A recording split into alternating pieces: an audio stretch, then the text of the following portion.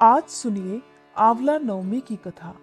कार्तिक मास के शुक्ल पक्ष की नवमी तिथि के दिन जो भी भक्त श्रद्धा पूर्वक भगवान विष्णु की पूजा कर उन्हें आंवले का फल या आंवले के पत्ते अर्पित करता है, भगवान विष्णु के साथ साथ उन्हें माँ लक्ष्मी जी का भी आशीर्वाद प्राप्त होता है।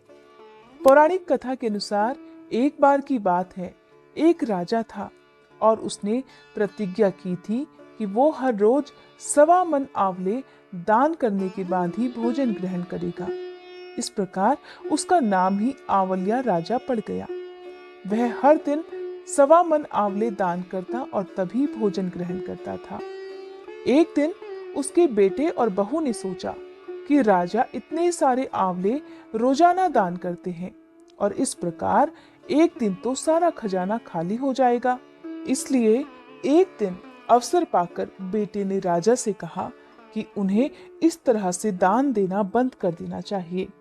बेटे की बात सुनकर राजा को बहुत दुख हुआ और राजा रानी महल छोड़कर अकेले घने जंगल में जाकर बैठ गए। जब भूखे प्यासे दोनों को 7 दिन हो गए, तब भगवान ने सोचा कि अगर मैंने इसका प्रण नहीं रखा, इसके सत का मान नहीं रखा, तो लोगों का पूजा पाठ से और मुझ पर से तो विश्वास ही चला जाएगा। इसलिए भगवान ने जंगल में ही महल, राज्य और बाग बगीचे सब बना दिए और ढेर सारे आंवले के पेड़ भी लगा दिए। एक दिन सुबह राजा और रानी उठे तो उन्होंने देखा कि जंगल में उनके राज्य से भी 2 गुना राज्य बसा हुआ है। तब राजा रानी से कहने लगा, रानी देखो, कहते हैं सत मत छोड़ो, सूरमा सत छोड़ या पत जाए, सत की छोड़ी लक्ष्मी फिर मिलेगी आए। आओ नहा धोकर आंवले का दान करें और फिर भोजन करते हैं। राजा रानी ने आंवले दान करने के बाद भोजन ग्रहण किया और इस प्रकार दोनों खुशी खुशी जंगल में रहने लगे। उधर आंवला देवता का अपमान करने और अपने माता पिता से बुरा व्यवहार करने के कारण राजा के बहू और बेटे के बुरे दिन आ गए। राज्य दुश्मनों ने छीन लिया और दोनों पति पत्नी दाने दाने को मोहताज हो गए। इस प्रकार काम ढूंढते हुए और खाने पाने की तलाश में वे भटकते भटकते अपने ही पिताजी के राज्य में आ पहुंचे। दोनों के हालात इतने खराब थे कि पिता ने उन्हें बिना पहचाने अपने घर पर काम करने के लिए रख लिया। बेटा बहू सपने में भी ये नहीं सोच सकते थे कि उनके माता पिता इतने बड़े राज्य के मालिक भी हो सकते हैं। सो उन्होंने भी अपने माता पिता को नहीं पहचाना। एक दिन बहू ने अपनी सास के बालों की चोटी बनाते समय उनकी पीठ पर एक मस्सा देख लिया।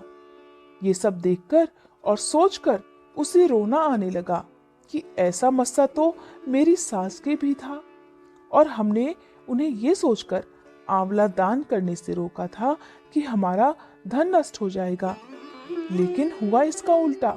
हमने उन्हें दान करने से रोका और इसके बदले ही हमारा धन नष्ट हो गया। आज पता नहीं हमारे सास ससुर कहाँ होंगे, जाने कहाँ भटक रहे होंगे। ये सब बातें सोचकर बहू को रोना आ गया और आंसू टपक टपक कर सास की पीठ पर गिरने लगे। रानी ने तुरंत पलट कर देखा और पूछा, अरे तू क्यों रो रही है? तब उसने बताया कि माँ जी, आपकी पीठ जैसा मस्सा तो मेरी सासू माँ की पीठ पर भी था। हमने उन्हें आंवले दान करने से मना कर दिया था, इसलिए वे नाराज होकर और दुखी होकर घर छोड़कर कहीं चले गए। बहू ने जब ये बात बताई तब रानी ने उन्हें तुरंत पहचान लिया, सारा हाल पूछा और अपना हाल भी बता दिया। अपने बेटे और बहू को भी समझाया कि दान करने से धन कम नहीं होता बल्कि बढ़ता ही बढ़ता है। अब बेटा बहू भी बड़े सुख से राजा और रानी के साथ ही रहने लगे। अब वे भी आंवले का दान करने के बाद ही भोजन ग्रहण करने लगे। इस प्रकार भगवान की कृपा से उन दोनों के पास भी अथाह धन संपत्ति हो गई और धीरे धीरे सारी प्रजा भी उन्हें बहुत प्रेम करने लगी। हे भगवान, जैसे आपने राजा और रानी के विश्वास की लाज रखी, वैसे ही लाज सबके विश्वास की रखना। इस कथा को कहने और सुनने वाले सभी के परिवार में सुख बनाए रखना।